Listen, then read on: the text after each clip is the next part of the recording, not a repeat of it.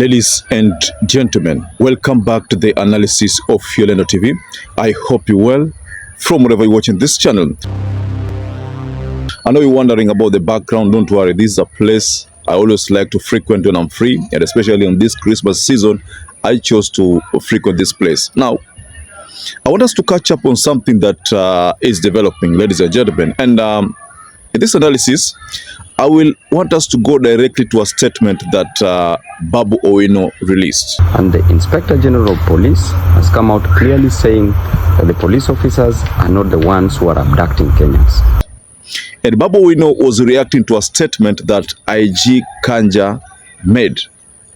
You know, IG KANJA was confronted with the pressure to come out clear on whether the police is involved on the abductions. These abductions which have been blamed on William Samoei Ruto. Now, KANJA had to organize some interview and decided to vindicate the police force from these illegal abductions. So those who abduct, they commit crimes. Those crimes are ordinarily presented before a court of law for a judge to decide on that. Ours is to arrest. Now, because that is what IG KANJA said, Babu Owino said, now that is, since that is the case, then Kenyans must devise a way of dealing with these abductors. So which is this formula that Babu Owino is telling Kenyans to use? I want us to go to a statement that Babu Owino released so that we can get to understand what is Babu Owino really telling Kenyans to do. Before we get there, please, ladies and gentlemen, kindly like our video. And if you are a viewer who has not subscribed, please subscribe to this channel. And to our existing subscribers, I want to continue thanking you for supporting us, because without that support, this channel wouldn't have grown. Once again, thank you so much. So let's pay attention to this video and listen to what Babu Owino is telling Kenyans to do. Just watch this video. For the recent abductions which are leaving families in pain, in agony. It is so sad for someone to get out of nowhere to abduct a child of a fellow Kenyan.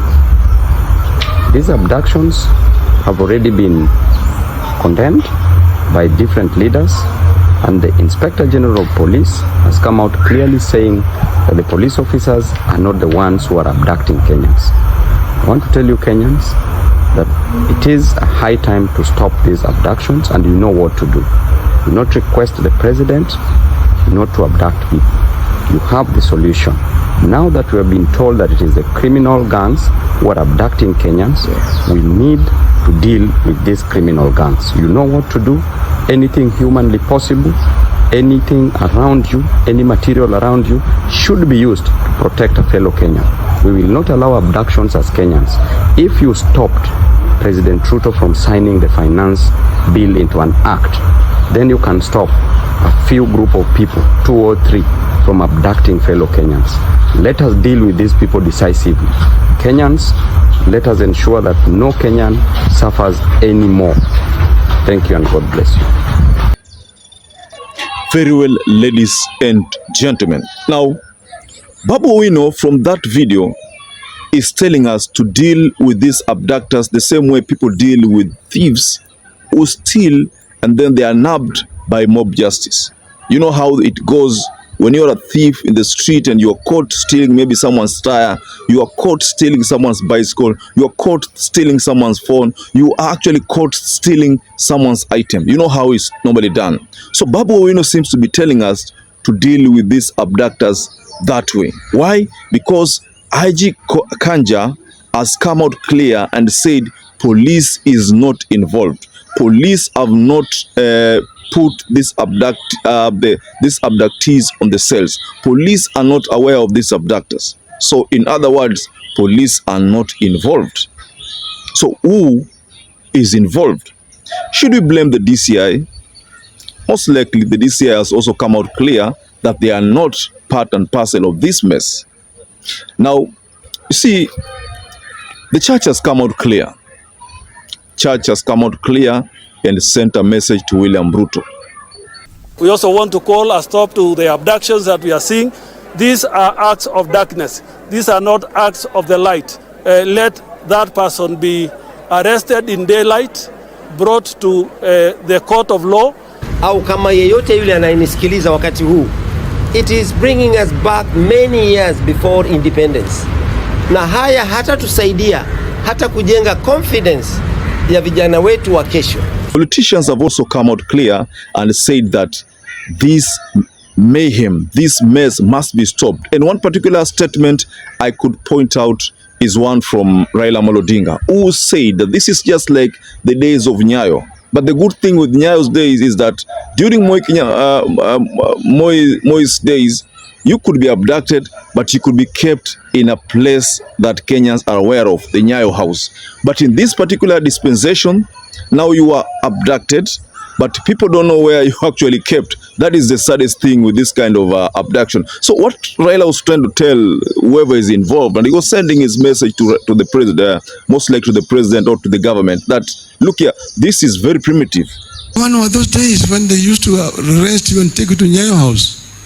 But this then you're being taken to Nyayo house, which is a government institution. These days you're being taken to unknown places. We don't know, we don't want these kind of primitive things to happen in our country. So if we take a narrow look at Babu Owino's statement, ladies and gentlemen, what do you think Babu Owino is telling Kenyans to do? Because these blames have been channeled on William Ruto, and honestly speaking, Ruto, unless he's not involved, but if he's involved and the Kenyans realize that he's truly involved, then I think this is one of the things that will cost him the 2027 re-election. I mean, an election for his second term. Just like what's happening with the housing levy. You know, housing levy is a thorny issue amongst even the civil servants. Nobody seems to be okaying it, but the government has pushed on with that policy, the housing levy. So it's there. It's operational, whether we like it or not. So these abductions, ladies and gentlemen, unless William Ruto is not involved, but if he is involved, then I think it's going to cost him in 2027 dearly. So if he's involved, the best thing is to stop it.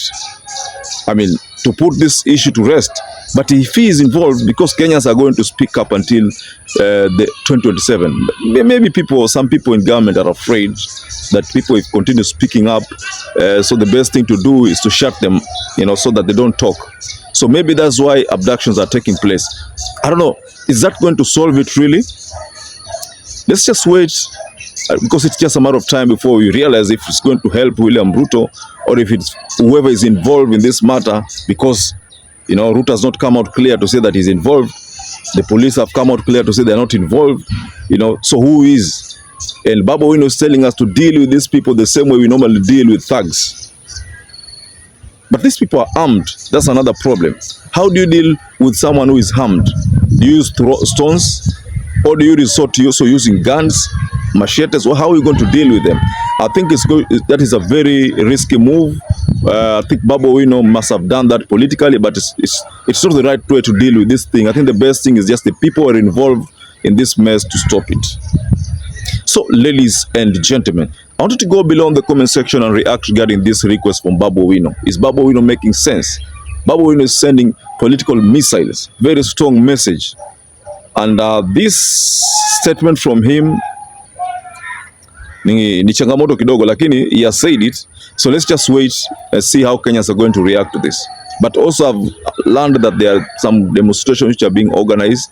All these are because of the abductions which are going on. So let's see whether there's going to be some response. People are going to react to the demonstrations. It's just like the Gen Zs. Wacha tungoje tuone, because this time around I think the demonstrations ni kama zimeenda chini sana. But we had Kalonzo Musyoka mentioned one that is going to take place, but ile yake ni kwa sababu ya IEBC formation. So let's just wait and see. So ladies and gentlemen, perhaps if you're watching this video and you've not subscribed, take 1 second and subscribe, like this video. Until you catch up again, stay safe and stay blessed.